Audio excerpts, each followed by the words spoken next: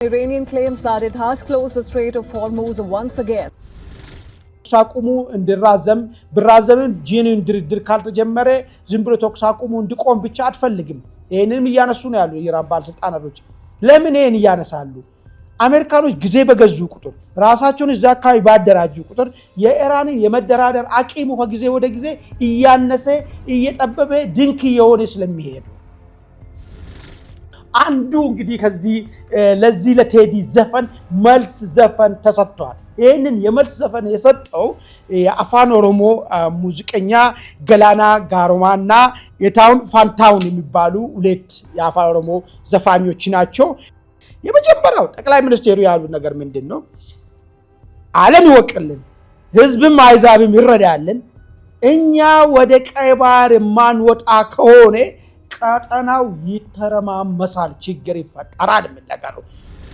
አሁን ቀዳዳ ትንሽ ነገር እየተፈጠረች ያለች ይመስለኛል። ኢትዮጵያና ኤርትራ ጉዳዩን እስቲ ለዘብ ይበሉና ተነጋገሩ የሚባልበት ሁኔታ ሊፈጠር የሚችልበት ነገር ግን ኤርትራ ጨክኑ ካናዳንም አልሰማሽም በዚህ ጉዳይ ላይ ከማንም ጋር ለመነጋገር ዝግጁ አይደለም ካለ ሊፈጠር የሚችለው የተፈራው ይፈጠራል ተብሎ የጠበቀ የነበረው ጦርነቱ መፈንዳቱ የማይቀር ጉዳይ ነው። ከምርጫ በፊት ጦርነት ለመክፈት ዝግጁ መሆናቸውን ህወሓቶች ፍንጫን ለቋታል ማለት ነው።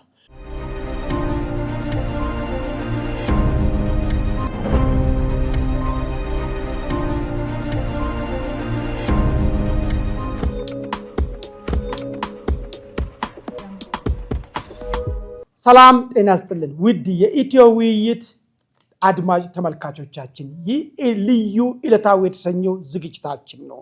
በዛሬው ልዩ ዕለታዊ ዝግጅት ሐሙስ ዕለት የተለቀቀው የቴዲ አፍሮ አልበም አሁንም አወዛጋቢ ሆኖ ቀጥሏል።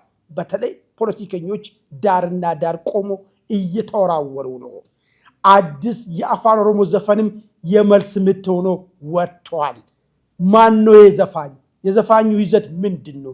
ዘፈኑ ከተለቀቀ አሁን ይሄን ፕሮግራም በሚሰራበት ሰዓት 9ኛ ሰዓት ላይ ነው። 260,000 በላይ ሰዎች አይቶታል። ምንድነው ፍሬ ነገሩ? ማን ነው የለቀቀው ዘፈኑን የሚል ጥልቅ መረጃ ይዣለሁ። በሁለተኝነት ጠቅላይ ሚኒስትር አብይ አህመድ ኢትዮጵያ ወደ ቀይ ባህር ማትመለስ ከሆነ ቀጠናው አደገኛ ትርምስ ይሆናል ሲሉ አስፈራርቷል።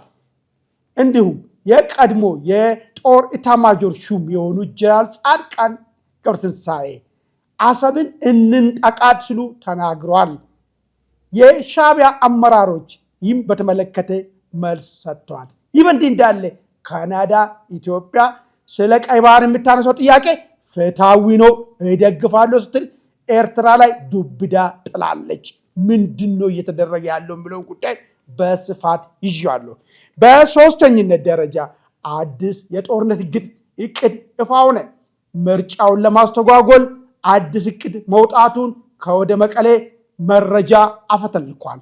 ምንድነው የተባለው? የታቀደውስ ምንድነው? መቼ ነው ጦርነቱ የሚጀምረው? በማን ነው የሚለውን ነገር በስፋት ምዳሰውናል። በመጨረሻ ላይ አወዛጋቢ ሆኖ የከረመው ሆርሙዝ ተከፈተ። አሜሪካ ኢራን ላይ ድል ተጎናጸፈች። ኢራን በቅርብ ቀን ኒውክሌሩን ታስረክባለች ሲሉ ትራምፕ ተናግረዋል።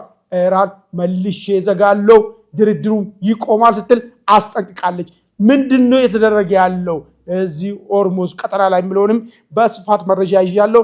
እናንተ ለሚቀጥሉ 30 ደቂቃ ኢትዮ ውይይትን ሰብስክራይብ እያረጋችሁ ይህ ውይይት ደግሞ ለሌሎች ተደራሽ እንዲሆን ላይክ ሼር እያረጋችሁ አብራችሁ እንዲቆዩ እየጠየቁ ቀጥታ ወደ ዝግጅቴ ይሻገራሉ። እንግዲህ በጣም ሪከርዶችን እየሰባበረ የቀጠለው የሐሙሱ የቴዲ አፍሮ ሙዚቃ ሪከርድን ብቻ መሰባበር አይደለም፣ ፖለቲከኞች መካከልም ዳርና ዳር የቆሙ ፖለቲከኞች መካከልም ድንጋይ እስከማወራወር ድረስ የሐሳብ ድንጋይ ማለት ነው በጣም በስፋት ሞቅ ብሎ ቀጥሏል።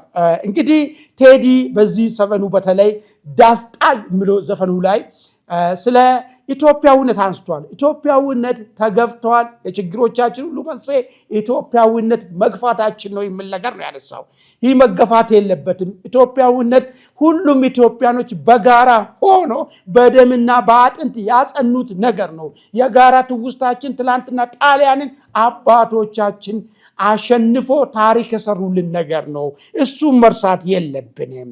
ይህን ኢትዮጵያዊነት ይዘን መቀጠል ነው ያለብን እንጂ ኢትዮጵያዊነትን ትተን እኛ የብሔራችንን ፍላጎት ወይ ደግሞ ብሔራችንን ካስቀደምን አገራችን ወደ ኋላ እንድትጎተት ያደረጋት እሱ ነው የሚል መከራከሪያ ነው ያነሳው። ኦሮሞ፣ አማራ፣ ትግሬ አንባባል፣ በኢትዮጵያዊነታችን እናስቀድም፣ የባህል ማንነታችን እንዳለ ሆኖ ልዩነታችን እንዳለ ሆኖ የሚል ጽንሰ ሐሳብ ነው ያነሳውና ይሄ ጉዳይ እንግዲህ ሁሉም ለማን ነው ኢትዮጵያዊነት እንድጣል ያደረገው፣ ኢትዮጵያዊነት እንዴት ነው እንዲገፋ ያደረገው የሚለው ትርጉም መሰጠት የግድ አስፈላጊ ነው። ሁለተኛው ነገር ደግሞ ኢትዮጵያዊነት ራሱ ምን ማለት ነው? አሁን እሱ ነው እንግዲህ ብዙ ሰዎች ጋር አወዛጋቢ ሆኖ የተፈጠረው ነገር ማለት ነው። ኢትዮጵያዊነት እንዲገፋ ያደረገው በብሔር ማንነት ይቅደም ከተባለው በ1983 በመጣ የኢህአዴግ መራሽ ወያኔ መራሹ አብዮት ነው። እንግዲህ ከዛ በፊት ኢትዮጵያዊነት ማንነት ቀድሟል። ግን ኢትዮጵያዊ ማንነት ውስጥ ጉለት የለም ወይ? አለ። ቋንቋ ሰዎች ብሔሮች የራሳቸውን ቋንቋ አላሳደጉም? አዎ። በራሳቸው ቋንቋ አልተማሩም? አዎ። ማንነታቸው እንዲደበቅ ተደርጓል? አዎ። እነዚህን ነገሮችን ግን አስተካክሎ እነዚህ ከጊዜ ወደ ጊዜ ዛሬ ያለው ፍላጎት ነገ ላይ እየጨመረ ይሄዳል። ነገ ደግሞ የተሻለ ነገር ይሆናል። ለዚህ ነው ኢትዮጵያዊነት ሁሉ ጊዜ ፕሮግሬሲቭ መሆን መቻል አለበት የሚል ሀሳብ የሚቀርበው ማለት ነው። ግን ይህንን ትተን አገባንም የጋራ ማንነት የለንም፣ የጋራ ትውስታ የለንም በሚል ነገር የብሔር ማንነትን ብቻ የምናስቀድም ከሆነ ሀገራችን ወደፊት መራመድ ሳይሆን የችጋር፣ የግጭት፣ የመከራ ምልክት ነው የምትሆነው የሚለውን አርጊመንት ነው እንግዲህ በሱ በኩል የተነሳው። ይሁንና ግን ይህንን የተነሳውን ሀሳብ መልስ ሰጡ። በሌላ ወገን ኢትዮጵያዊነትን የገፉ የሚባሉ ኢትዮጵያዊነት የገፉ ባይዞ ኢትዮጵያ ውስጥ ሁለት ኃይሎች ናቸው ያሉ። አንደኞቹ ኢትዮጵያዊነት ያለ ፍላጎታችን የተጫነብን፣ ኢትዮጵያዊነት በመጫኑ የራሳችንን ማንነት ያጣን፣ የራሳችን ባህል እንዳናሳድር፣ ራሳችን ቋንቋ እንድንጠቅ ተደርገናል የሚል ቡድን አለ። ሌላው ደግሞ ኢትዮጵያዊነት ይዘን ስንከራተት ተጠቃን፣ ስለዚህ ኢትዮጵያዊነት አያስፈልገንም ያለ፣ ሁለቱም ኢትዮጵያዊነትን ጥሏል፣ ገፍቶታል። ኢትዮጵያዊነት በእነዚህ ሁለት ኃይሎች ናቸው ኢትዮጵያዊነት ተገፋ። በጥቂት ኃይሎች ግን እያንዳንዱ ልዩነታችን እንዳለ ሆኖ ልዩነታችን ከኢትዮጵያዊነት ጥላ በታች እናርገውና ማንነታችን ቀጣ አርገን የሁላችን አቃፊ ሆነውን ማንነትን ደግሞ የጋራ ማንነት ፈጥረን ኢትዮጵያዊነት እሱን ይዘን እንድምል ጥቂቶች አሉ። ነገር ግን በስፋት በጩኸት በምንም ይሄ ሁለቱ ቡድን ኢትዮጵያዊነትን አሽቀንጥሮ ጥሎ የብሔር ማንነታችን ኢቨን ስሙን ራሱ መስማት አንፈልግም እስከ ማለት ድረስ የተደረሰበት ሁኔታ ክስተት ነው ያለው። አሁን ይሄ የቴዲ አፍሮ ሀሳብ ኢትዮጵያዊነት ሲመጣ ሌሎች ወገን መከራከሪያ ሆኖ እየቀረበ ያለው ነገር ምንድን ነው? ኢትዮጵያዊነት ድሮ የሞተ ነፍሱ የወጣ የአንድ ቋንቋ፣ የአንድ ባህል፣ የአንድ ሃይማኖት ማንነት ነው። ሪሊ አሁን ባለው ሁኔታ ኢትዮጵያዊነት ተብሎ ቴዲም ቢሆን ኢትዮጵያዊነት ብሎ ዲፋይን ሊያደርግ የሞከረው አንድ ቋንቋ ተናጋሪ፣ አንድ ሃይማኖት ያለው፣ አንድ ባህል ያለው ማህበረሰብ እንፍጠር የሚባለው ደረጃ ላይ ነው ወይ? እሱ ከሆነ ስህተት ነው የሚሆነው። ሞስትሊ ግን ሁላችን የራሳችን ባህላችን እንዳለ ሆኖ ነገር ግን ከማንነታችን አስቀድመን ኢትዮጵያዊ ማንነት የጋራ ማንነት ፈጥረን እሱ እናስቀድም የሚል ነገር ነው። እንግዲህ በዚህ መካከል ብዙ ክርክሮች የተነሱ ነው።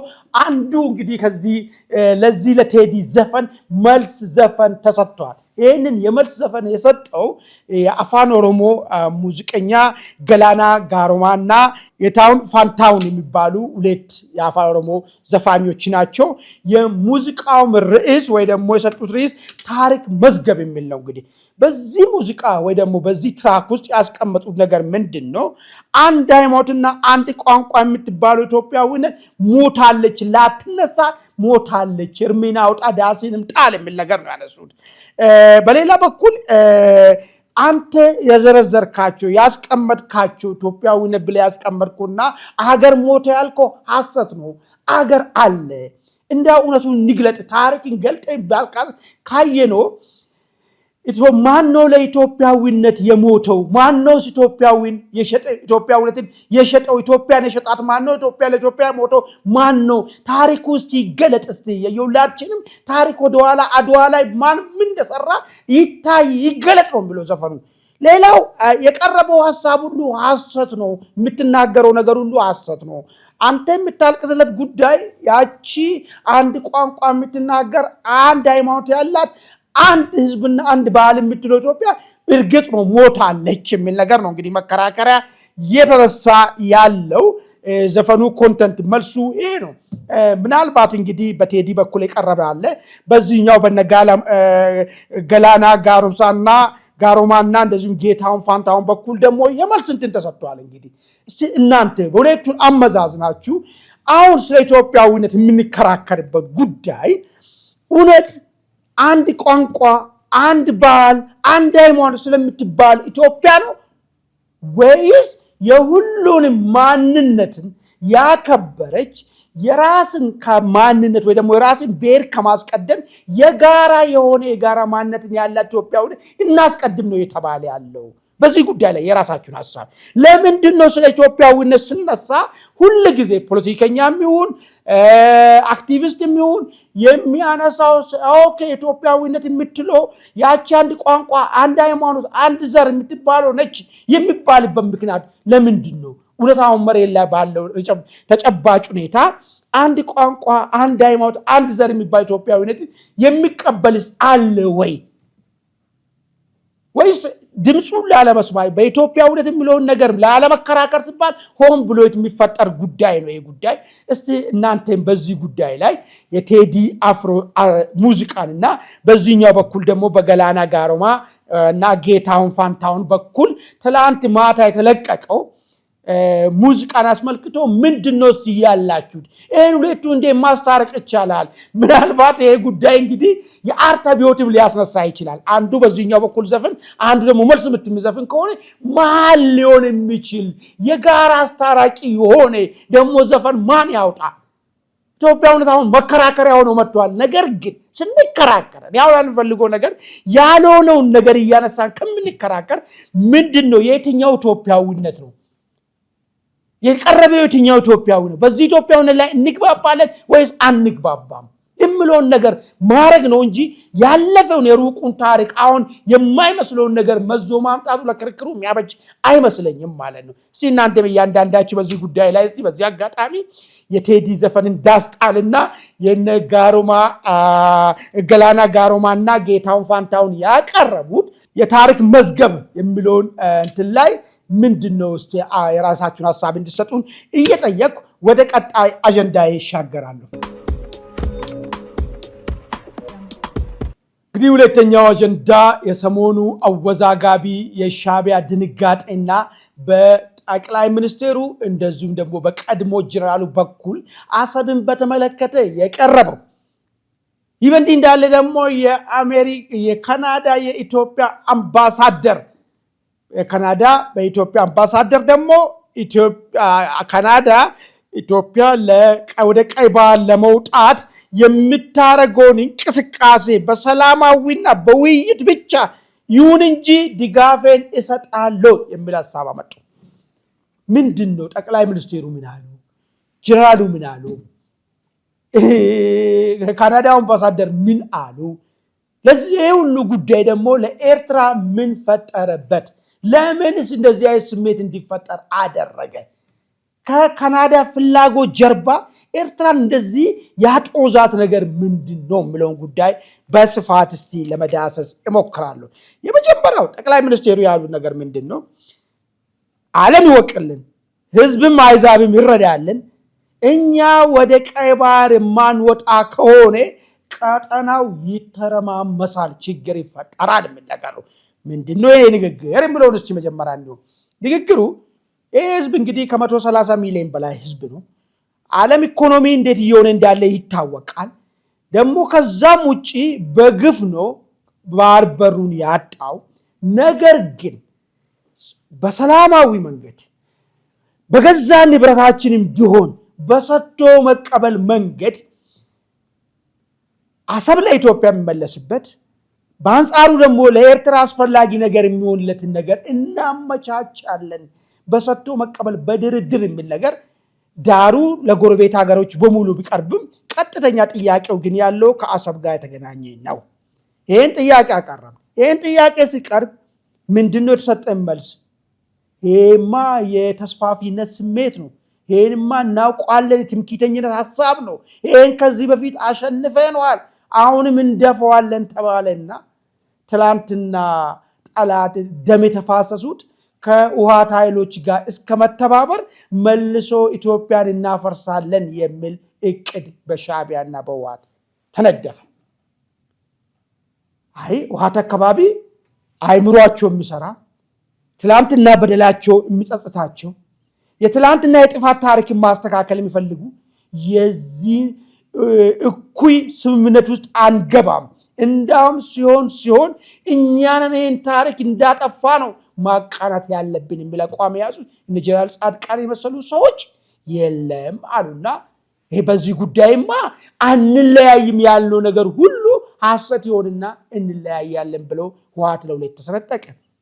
አንደኛው ቡድን እንዳስፈላጊነቱ የአጥንቴም ደሜም ይከስከስ የኢትዮጵያ ባህር በርን በአሻጥር አሳልፈን የሰጠውን እንመልሳለን የሚል ነገር መጣ። ይሄንን ነው ጀነራል ጻድቃን ከየትማ መጡ አይደለም እንንጠቃት የሚል ሐሳብ ይዞ መጡ። በቃ ይሄን ደግሞ ከዚህ በፊት አጋጣሚዎች ነበሩ። አጋጣሚዎችን መጠቀም ሲገባል አገር ጠል ስለነበሩ መሪዎች ይሄን አገር ጠር እንዳንጠቀምበት አድርጎናል። አሁን ግን ባለው አማራጭ እንንጠቃት የሚል ነገር አመጡ። ይህ በእንዲህ እንዳለ ካናዳ ብቅ አለችና የኢትዮጵያን ወደ ቀይ ባህር መውጣቱን ሐሳብ ይደግፋሉ። አሁን ካናዳ እሺ እንደማንኛውም ሰው እንደማንኛውም ሀገር ለምንድነው ካናዳ ጉዳይ ኤርትራን ያርገበገባት ጉዳይ? ሁለት ነገር ላንሳ። ካናዳ G7 አባል አገር ነች። እንግዲህ ምን አይነት ተጽዕኖ ፈጣሪ ልትሆን እንደምትችለው በማዕቀብም ይሁን በእርዳታም ቢሆን በማንኛውም መንገድ ድምፅን በድምፅ በመሻር ጭምር ለምሳሌ ኢትዮጵያ ይህንን የሰላም በር ከተዘጋባትና ካናዳ በአደራዳሪነት ሞክራ ካልተሳካ ኤርትራ ተለምና ተዘክራ እምቢ ካለችና ኢትዮጵያ ወደዚህ ሂደት ውስጥ ገብታ አሰብን ብትቀማ አንዳንድ ሰዎች ምን ይላሉ? አይ እሱ እኮ የማይቻል ነገር ነው፣ ራሽያ ክሪሚያን በመቀማቷ በጣም በቁጥር የሚያታክት ማዕቀብ ተጥሎባታል፣ ኢትዮጵያ ላይ ማዕቀብ ጣላል፣ ይሄ ነገር ደግሞ አንቀሳቀሰን የሚል ነገር ያነሳሉ። አሁን እንግዲህ እነ ካናዳ እዚህ ጉዳይ ውስጥ መግባቱ የዚህን የማዕቀብ እድሉን ያጠቧል። አንድ በሉልኝ። ሁለተኛ ኤርትራና ካናዳ የተለየ ግንኙነት አላቸው። አሁን ብዙ ሰው ያልተረዳበት ለምን የሻዕቢያ ሰዎች ተንጨረጨሩ ለሚለው ጉዳይ ብዙ ሰው አልተረዳም። ምንድነው ምስጢሩ? ኤርትራ እንግዲህ አንድ ብቸኛ ሀገር ማለት ትቻላለች። ኢንቨስትመንት ኤርትራ ውስጥ ያላት ሀገር ካናዳ ነች። ወርቅ ቁፋሮ የምትሰራው ካናዳ ነች። ስለዚህ የሻዕቢያ የካናዳ መዳብ ላይ ነው ያለችው ማለት ነው። ዱዚዝ ከተባሉ ማድረግ ነው። የማያደርጉ ከሆነ የሚፈጠረው ነገር የከፋ ነገር ነው የሚሆነው። አንዳንዶቹ ለምንድን ነው ማን ያልሞከረ ያለ እነ ቻይና ሁሉ በዚህ ጉዳይ ላይ ጥሪ ተደርጎላቸው አደራደሩን ተብሎ ያልሆነ ነገር ካናዳ ይህን ነገር በማድረግ የሚታደርገው ነገር አለ ወይ የሚል ሀሳብ ያቀረቡ ሰዎች አሉ። እሱ አይደለም። ካናዳ በጣም ወሳኝ የሆነ ግንኙነት ነው ያለው እዛ ጋር ማለት ነው ከኤርትራ ጋር። ይህንን ኤርትራ የቀረበውን የድርድርን ሰጥቶ መቀበልን ጄኑን የሆነ ዝም ብሎ የአሻጥር ድርድር ምናምን ሳይሆን በቃ ሁለታችሁ ወንድማማቾች ናቸው፣ ሁለታችሁ ጎረቤት አገር ናችሁ፣ ለቀጣይ ለዘላቂ ሰላም ሲባል ሰጥታው መቀሰቱ በዝቶ መቀበል ተነጋገሩ፣ ተደራደሩ፣ እንዳስፈላጊነቱ እኔ አመቻቻለሁ የሚል አቋም ብታነሳ ካናዳ ኤርትራ ይህንን ብታልፍ ሊገጥማት የሚችለው ነገር ምንድን ነው? ይሄ ነው አሁን እንግዲህ እንደ መብረቅ መታት ማለት ነው። ሻዕቢያን ሰዎችን ብቻቸውን ያስቃዣቸው ጉዳይ ይሄ ጉዳይ ነው። ይሄ በካናዳ በኩል የመጣው ነገር ምን ጫና ምን መዘዝ ይዞ እንደሚመጣ ጠንቅቆ ስለሚረዱ ነው ማለት ነው ከፍተኛ ድንጋጤ የፈጠረው ማለት ነው። ካናዳዎችስ ራሳቸው ምናልባት ድርድር ጉዳይን ጠይቀው ተነጋገሩ ተብሎ ሻዕቢያ እምቢ ብል ምን አይነት አቋም ሊወስዱ እንደሚችሉ ከወዲሁ ግልጽ ያለ ነገር ነው ማለት ነው። ይህ ነገርና እንግዲህ ተያያዥ የሆነ ነገር ኢትዮጵያ ይህን ነገር የምንከለከል ከሆነ ችግር ይፈጠራል ብላለች። ለጀነራል ጻድቃን ደግሞ ግዴላችሁም አስፈላጊ መስዋዕትነትም ከፍለን የራሳችን ነው፣ እንደ ዘረፋ አይታይም፣ እንደ ወራም አይታይም።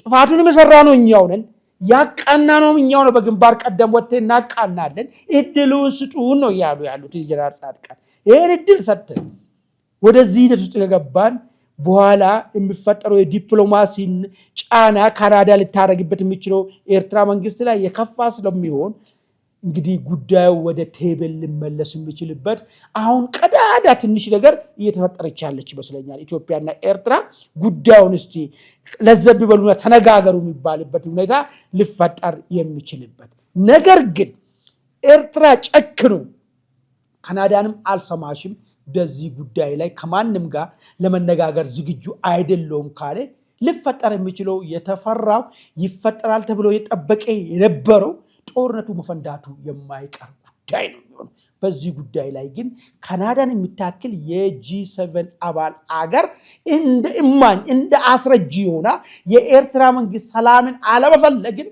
ልታስረዳ የሚችልበት እድል ሰፊ ነው ማለት ነው። እንግዲህ ውድ አድማጭ ተመልካቾቻችን እናንተ ምስቲ ካናዳ ይዛ የመጣችው ነገር ይሄ ለኢትዮጵያና ኤርትራ መካከል ላለው ነገር ምን ይዞ ሊመጣ ይችላል? ምናልባት የካናዳ ጫና በድርድር ነገሩ እንዳይቋጭ ቢያደርግ ሌላ ምን ሊያስከትልስ ይችላል የሚለው ጉዳይ ላይ የራሳችሁን ሀሳብ እንድትሰጡ እየጠየቁ ወደሚቀጥለው አጀንዳ ይሻገራለሁ።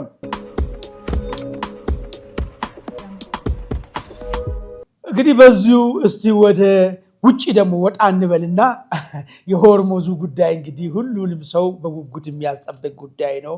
ህይወታችንም አብሮ ተያዘ ነገር ነው። ይሁንና ትላንትና በወጣው መረጃና በተረጋገጠ ነገር ሆርሙዝ ሙሉ ለሙሉ ክፍት መደረጉን የኢራን መንግስት ይህንን በይፋ ተናግሯል። ይህም የተፈጠረበት የሊባኖስን ድርድር መካሄዱ ጋር ተያይዞ ነው።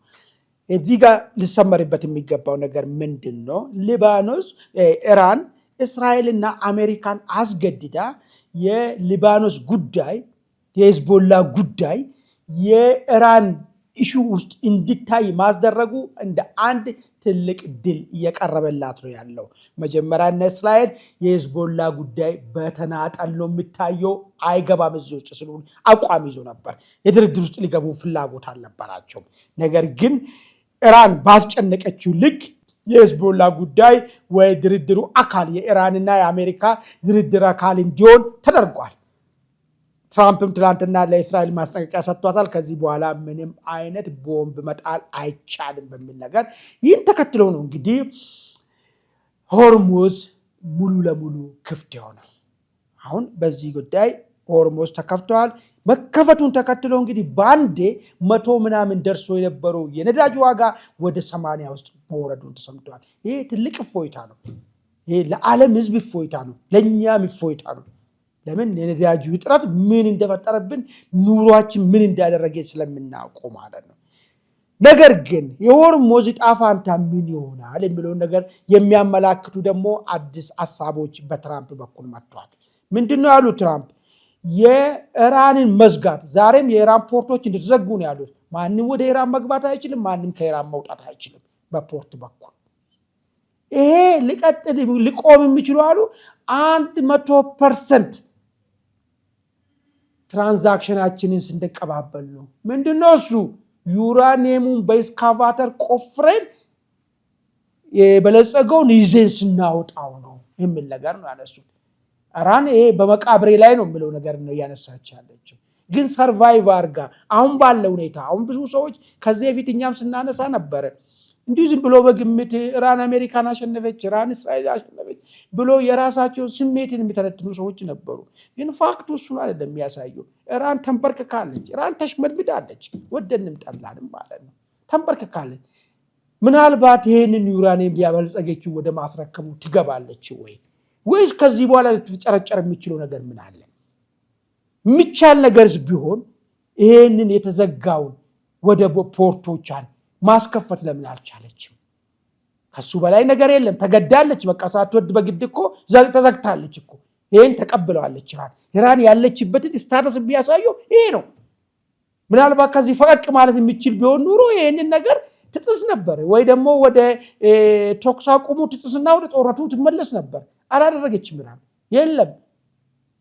ስለዚህ ኢራን አሁን እንደሚባለው ደረጃ ሳይሆን እየተገደደች መሆንና እያበቃለት መሆን ይሄንን ምናልባት እምቢ ብትል ወደ ግጭት ይገባሉ አይን ነገር ብትልና ተኩስ አቁሙን ብጥሶ ቀጥታ የአሜሪካ ጦር ወደ ኢራን ሊገባ የሚችልበት እድል በጣም ሰፊ ነው። እሱን ፈርታ ነው ከዚህኛው የሚሻለኝ ተዘግቶ መቀመጡ ነው የሚሻለኝ ነው።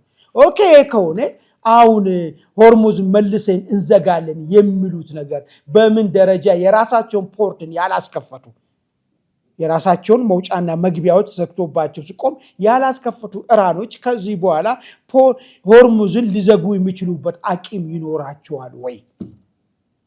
ለኔ ብዙም ገዢ ሊሆን አይችልም። ኢራን ከአንገቷ በታች ሰምጣለች። ያለው አማራጭ አሁን እንዳለ ከመጥፋት ባለው ሁኔታ ውስጥ እንዴት መቆየት ይችላል የሚለው ነው ድርድሩ ሊሆን የሚችለው ነገር ማለት ነው። ለዛው ነው ትራምፕ አሁን 100% ትራንዛክሽናችን ካልጨረስን ምንም የምናስቀረው ጉዳይ የለም የሚል አቋም ያዙት ማለት ነው። ኦኬ ከሆነ ኢራን አሁንም ተኩስ አቁሙ እንዲራዘም ብራዘምን ጂኒን ድርድር ካልተጀመረ ዝም ብሎ ተኩስ አቁሙ እንዲቆም ብቻ አትፈልግም።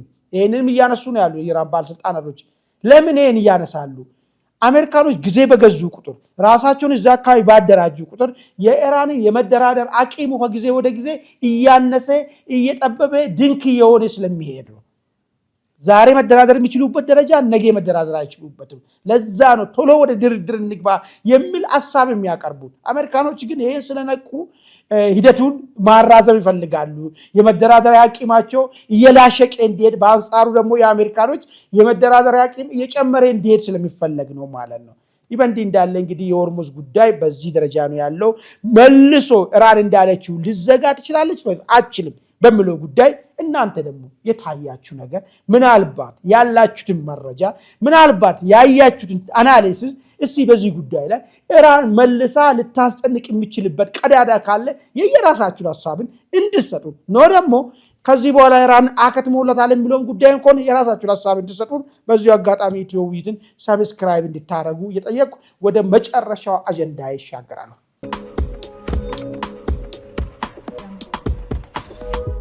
ከአክሱም አዲስ መረጃ ወጣ። እንግዲህ ሰሞኑን የህወሓት ከፍተኛ አመራሮች በነ ዶክተር ደብረጽዮን በነ ሞንጆሪኖ ፈትለወርቅ የተመራው አዲስ ሐሳብ ይዤ ወጥቻለሁ የሚል ነገር ነው ያመጣው። ሐሳቡም ጀነራል ጻድቃንን በተመለከተ ራሱን የቻለ ንድፈ ሐሳብ አስቀምጧል። የቀጣይ ምንድነው ማድረግ ያለብን የሚለውንም ግምገማ አደረግኩ ካለ በኋላ እቅዱን ይፋ አድርጓል። ይሄ እቅድ ነው እንግዲህ አፍተልኮ የወጣው። ምንድነው የሰሞኑ የህወሓት ማዕከላዊ ኮሚቴ በአክሱም ሲያደርግ የነበረው ስብሰባ ላይ ምንድነው ያወጣው መረጃ? ሁለት መሰረታዊ መረጃዎችን አወጣል። አንደኛው ጀነራል ታደሰ ምን እናድርገው የሚል ነገር ነው ያወጣው። ምንድነው ያሉ ጀነራል ታደሰን አናባረውም። ጀነራል ታደሰን ካባረር ነው ከጀነራል ታደሰ ጋር ተከትሎ አብሮ የሚሄድ መዋቅር ይኖራል። ስለዚህ ህወሓት እንደ አሜባ ተሸርፋ ልታልቅ ነው የምትሆነው። ስለዚህ ማባረር ሳይሆን እዚሁን ያዘውና አቂም እናሳጣው፣ ውሳኔውን እኛን ወስነው፣ እሱ ቢሮና ወንበርን ይዞ ቁጭ ይበላል። ጀነራል ታደሰን ከዚህ በላይ የሚፈልጉ አይመስለኝም። እኔ በግሌ ይቅርታ ያርጉልኝ እንጂ ምንም የሆነ ነገር መወሰን ምናምን የሚፈልጉም አይመስሉኝም። ቢፈልጉ ባለፈ ስላልወሰኑ ነው። ሁልጊዜም በዚህ ጉዳይ የተለየ አቋም አለኝ። እሳቸውም እቺን ቦታውን ብቻ አትከልክላቸው፣ ቦታውን የምትሰጡ ጥቅም አትከልክል፣ ይታጀቡ፣ መሪ ይባሉ፣ በቃ አለቀ እንጂ ሌላ ነገር መስራት የሚፈልጉትም ፍላጎትም ያላቸውም አይመስለኝም። እቺን አናሳጣቸውም ነው ያለው ህወሓት። እቺን ፈቅዶላቸዋል። ስለዚህ ተስማሙ ማለት ነው። ከዚህ በኋላ ጀነራል ታደሰ ማሳደድ የለም። ግን የጀነራል ታደሰ ውሳኔ በዶክተር ደብረጽዮን ይወሰናሉ። ጀነራል ታደሰ ይቀመጣሉ፣ ስክሪን ሴቨር ናቸው። ከጀርባው ነው የሚሰራው ሁሉንም ነገር ዶክተር ደብረጽዮን ነው። ይሄ እንዴት ነው አሁንም ከመፈረካከስ በምን መንገድ ይንዳን ለሚለው ጉዳይ ይህን ሐሳብ አምጥቷል። ግን አንድ እነሱ ብዙ ጊዜ ወደ ነገር ሲያው አሁን ስላረጁ ይመስለኛል ትንሽ አገለባብጦ የማየት እንትን አላቸው፣ ድክመት አላቸው። ኦኬ ጀነራል ታደሰን እንደዚህ አድርገን ምንም መወሰን የማይችልበትና እንደፈለግን እኛ እናረጋለን ምናምን ሲሉ ከዚህ ምላኮ በጀት ሲላካል ወይ የሚለውን ነገር ላይ ትንተና አላደረጉም። እዚህ ያለው መንግስት ጀነራል ታደሰ የሆነ ነገር ካልፈጸመ ከጀነራል ታደሰ ጋር የሚኖረው ግንኙነት ምን አይነት ይሆናል የሚለውን ነገር አላዩም። እነሱ እሳቢያቸው ጀነራል ታደሰን አነካም፣ ለሁለት መንገድ ነው ማነካው። አንደኛ መከፋፈል ይመጣብናል፣ ሁለተኛው በጀነራል ታደሰ በቦታው መቀመጡ ከፌደራል መንግስቱ የምናገኘውን ጥቅምን እና እንዳናጣ ያደርገናል የሚል ነገር ነው ያነሱ። ላይክ ነዳጁ መጥቶ ለታንኩ ብሩ መጥቶ ለጦርነቱ ይሆነናል የሚል ነገር ነው ግምት ያስቀመጡ። ይሄ ግን ፌደራል መንግስቱ እንዴት ይሄን ጉዳይ ያለ የሚለውን ጉዳይ አላሰቡበት ይመስለኛል። ሁለተኛ ነገር ጦርነት እናነሳለን፣ በጣም አደገኛው ነገር ምርጫውን እናስተጓጉላለን ነው ያሉት። ምርጫ አይደረግም፣ ጦርነት እናፈነዳለን። እንዴት ለሚለው ነገር በኦሮሚያ ኦሮሞ ነጻነት ሰራዊት ወይ መንግስት ሸኔ ብሎ የሚጠራው በአማራ ክልል ፋኖ ጋር አብረን ተጣምረን ጦርነቱን እንከፍተዋለን። ይህን ጦርነት ስንከፍቶ ምርጫው እንዳይደረግ እናደርጋለን፣ ከዛ የመንግስትን ህጋዊ ቅቡልነት እናሳጠዋለን የሚል ፕሮጀክት ያለቀ መሆኑ መረጃዎች ከወደ መቀሌ የወጡ መረጃዎች ያመላክታሉ። ስለዚህ የተፈራው ጦርነት ይነሳል ወይስ ህወሓት እንደለመደው አውርቶ ይቀራል? ይህ ጉዳይ እስከሆነ መንግስት ጉዳዩን እንዴት ነው ሃንድል የሚያደርጉ? ቀጥታ ከህወሓት ጋር ጥሻ ለጥሻ ነው የሚሯሯጠው ወይስ ህወሓትንም ሆነ ሌሎችንም የሚያግዘው የሚልከውን ከሻዕቢያ ጋር ነው የሚነጋገረው? ያን ማድረግ የሚቻልበት አቅምስ አለ ወይ? ዝግጅትስ አለ ወይ የሚለው ጉዳይ ሰፊ ትንተናና ሰፊ ጥናት የሚያስፈልገው ጉዳይ ይሆናል። እንግዲህ በዚህ መረጃ ተንተርሶ መንግስት ምን አቋም እንዳለው ምን አይነት ይሄንን ለመመለስ ይሄን ለመቀልበስ ምን አይነት እርምጃ እንደሚወስደው እያየን በዛ ጉዳይ ላይ ደግሞ ለሚቀጥለው መረጃዎችን አጠናክረን ይዘን እንመጣለን። አሁን ግን ላለው ጉዳይ ከምርጫ በፊት ጦርነት ለመክፈት ዝግጁ መሆናቸውን ህወሓቶች ፍንጯን ለቋታል ማለት ነው። ውድ አድማጭ ተመልካቾቻችን ይህ የነ ህወሓት እቅድ ይሳካል አይሳካም፣ ምን ይዞ ይመጣል የሚለው ጉዳይ ላይ የየራሳችሁን ሀሳብ ስጡን። የዛሬውን ልዩ ዕለታዊ ዝግጅቴን በዚህ ላይ አጠናቅቃለሁ። በሌላ ጊዜ እስክንገናኝ ድረስ ቸር ሰንብቱ።